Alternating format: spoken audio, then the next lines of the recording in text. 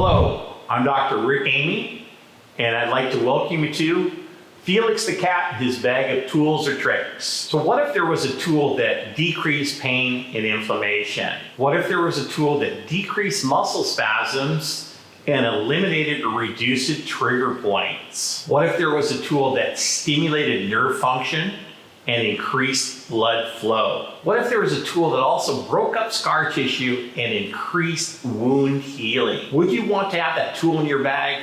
And the answer for me was yes, yes, and definitely yes. The way I look at it, the more tricks or tools I have in my bag, the more people I can help. So what is that tool? It's the laser.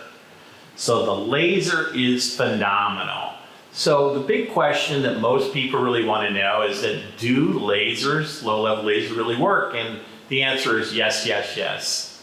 There's over 3,000, probably closer to 4 to tell you the truth, peer-reviewed published studies on lasers for a large population of conditions over the last 50 years. Studies were performed using red and or infrared lasers. Usually they're independent. Usually they use one or the other. There were some combination studies though, using a combination of red and infrared. Studies have been performed on both humans and animals. The cool part is there have never been any documented side effects to low-level laser therapy. So low-level laser research articles really conclude a lot of great things. That DNA replication emits light between 630 and 640 nanometers. That means when a cell, so for instance a muscle cell, which is replicating every about 3 weeks, when it replicates, it emits light at a waveform between 600 and 640 nanometers. So 630 to 640 is really the natural biomodulation of a healthy cell. So a cell or a muscle that's inflamed and has inflammation, you laser it, it's going to decrease it. As well as a muscle that it has weakness in it, you laser that, it's going to increase the strength. So this wavelength between 630 and 640 nanometers is the most dynamic wavelength for overall cell potentiation. Now, when we start looking at decreasing pain and inflammation, we always like to use some of the infrared as well. So we like to use a combination of red and infrared, and there are studies proving that both wavelengths, both red and infrared, decreases pain and inflammation. We also see some cellular biomodulation. Both wavelengths increase ATP production. Peripheral nerve regeneration has been some great studies by J.J. Anders and Rourke that showed that both a red and the infrared increase the frequency of firing of peripheral nerves, help them to regenerate faster, and they also potentiate it into the brain stem and to the brain. We know lasers promote proliferation of fibroblasts for healing. They increase skin circulation and microcirculation. They increase enzymatic activity to speed up the reactions. And they're an antioxidant. They actually cause energy without causing any free radical damage. We also know that pulse lasers have a greater biological effect than non-pulse lasers. So photobiomodulation principles. The first law of photobiomodulation states that light must be absorbed for photochemistry to happen. So if you're generating photons through the laser, there has to be photon receptors and or acceptors to cause biological changes in the cell. And we know that both infrared and red have photon receptors for both those particular wavelengths. Upon photoabsorption, there is an electrical chemical change that leads to a biochemical change in the cell. This change leads to increased cell signaling, very, very powerful, increased ATP, increased nitric oxide, blood flow, and a change in reactive oxygen species. So a lot of great things happen when we're doing photobiomodulation therapy. It is important to note that there are specific photon acceptors for both infrared and for red laser therapy. Photobiomodulation therapy predominantly happens in the range between 580 and 860 nanometers. So these wavelengths are very, very important. Infrared lasers increase ATP, increase cellular signaling, alter ROS reactive oxygen species. Red lasers also increase ATP. Again, some things they do together and some things they do separately.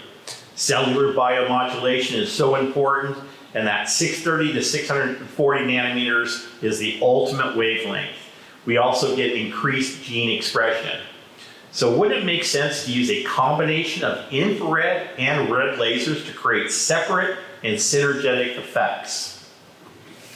So what is photobiomodulation and what are the effects? So when we would laser through the skin, we're going to talk a little bit about depth and penetration and some of the myths that are out there. But we know as the laser comes in and those photons hit the receptor, it creates this cascade of nitric oxide, reduced oxygen species, and all the way down to we're actually increasing DNA replication and helping stimulate the mitochondrial DNA in order to create ATP. So one of the things that we find there, we find that we're going to increase wound healing, we're going to increase bone regeneration, and we're going to increase cell survival, which is some of the great studies J.J. Enders did when they talked about lasering an area, that peripheral nerve coming into the spinal cord, into the brainstem, and so on to increase that cell survival. Really, really important. We're also going to increase inflammation. So if we decrease inflammation, that's also going to cause an analgesic or inhibitory pain effect, and we're going to get rid of the edema that's there as a consequence. So whether it's an acute injury or chronic disease, laser works phenomenal for helping reset these or biomodulating. We also look at some things that might be, for some of us not understanding, these are slower in the healing aspect because they don't heal very fast, but it's phenomenal for neuropathic pain and neurological disorders. So we're treating a lot of things with Parkinson's, we're treating a lot of autism. Lasers are used for a lot of different things out there, especially in the neuroregenerative disorders. All right, let's move on to continuing with some of the effects. So the anti-inflammatory action, laser light reduces swelling caused by bruising or inflammation of joints to give enhanced joint mobility. Why is that so important? We decrease the inflammation, we get the joints moving properly. That naturally inhibits pain through the gate theory of pain, which is Nobel Prize way back in 1967. We know that when you injure yourself, one of the first things you do is you shake that area or you rub it to increase this motion, and this motion is what inhibits pain. This also stimulates nerve function.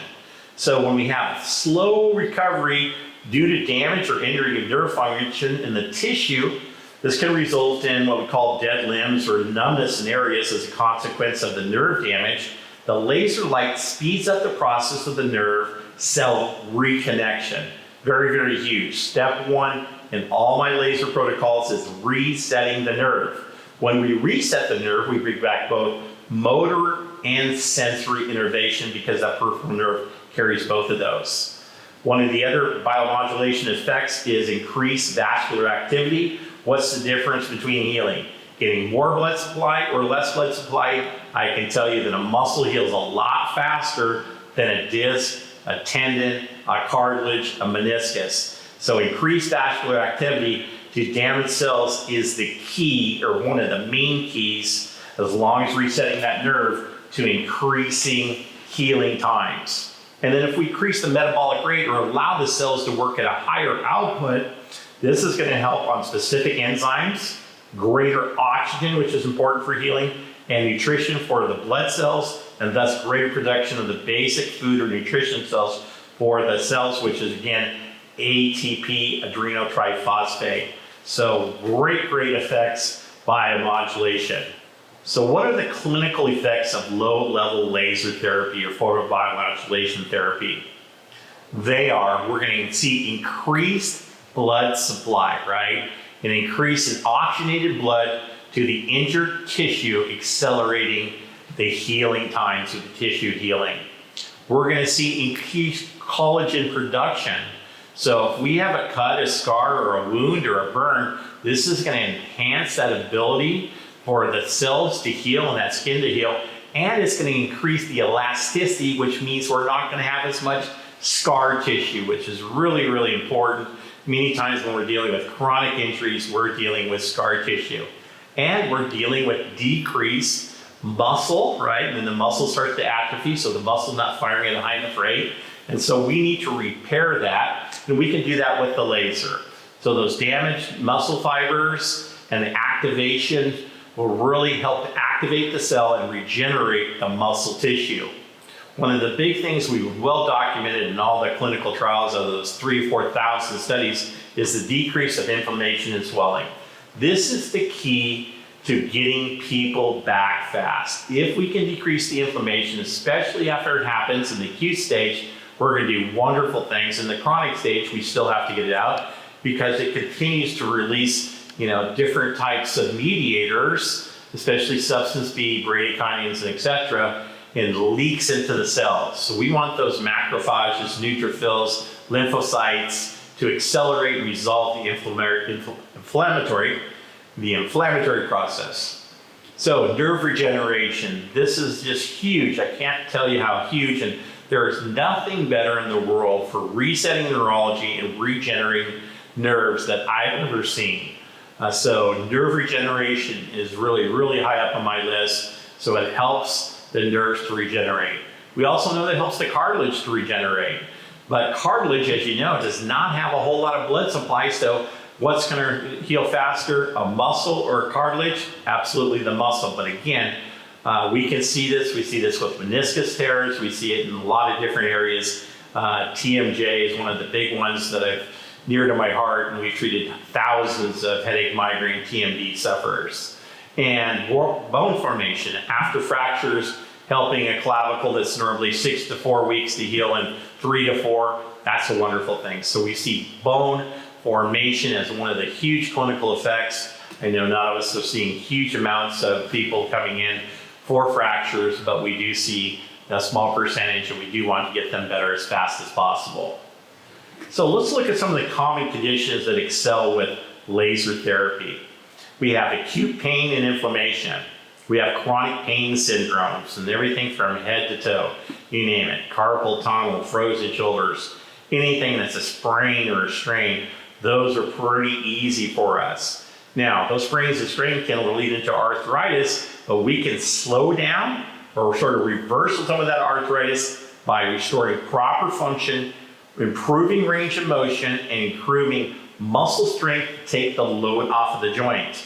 We also see great results using disc and cartilage injuries, although those are going to take longer, as well as neuropathies. Neuropathies get better, but they heal slower, so we just have to help the patient understand that these are going to take longer. So a normal sprain and strain, I'm looking to get you better in about 4 weeks, but if I have a disc cartilage or a neuropathy, I'm looking more like 8 to 12 weeks minimum, depending on how bad it is. So for wounds and burns, this is where the laser excels. And the cool part is that you can see them because they're on the surface. So we see these happen. So I really, really recommend that if you're treating a wound or a burn, that you take a picture pre and post so you can see how fast these wounds and burns heal. The average skin cell duplicates or replaces an old cell with a new cell about every 28 to 35 days. So these are the things that we're looking to improve on by 25 to 35% faster. And then again, we talk about fractures. Usually we can increase those by 25 to 30% faster as well. So I'm Dr. Richard Amy. I'm a chiropractor. I'm board eligible chiropractic neurologist. I trained back in 95, 96, and 97. With Dr. Carrick at the University of San Francisco, some of my colleagues, Dan Murphy, Scott, a bunch of really good class there. The late John D'Onofrio was very instrumental in getting me there, and he helped me through quite a bit of that and really inspired me to where I was able to lend back and train him on laser therapy years later. So I was fortunate. I helped create and generate with the FDA the first clearance for the therapeutic use of low-level lasers in 2002. Now we're calling it photobiomodulation therapy. I'm an instructor for low-level laser applied urology, and that's spanning many healthcare disciplines since 1999. I'm also the developer and chief medical officer of TrueDenta for the treatment of TMJ headache migraines, and I developed a program called Integrated Migraine Solutions. My broad experience in training over 20,000, man, I'm getting old, medical professionals and low-level laser therapy, from chiropractors, physical therapists, plastic and cosmetic surgeons, naturopathic medicine, dentistry, and you can go on and on.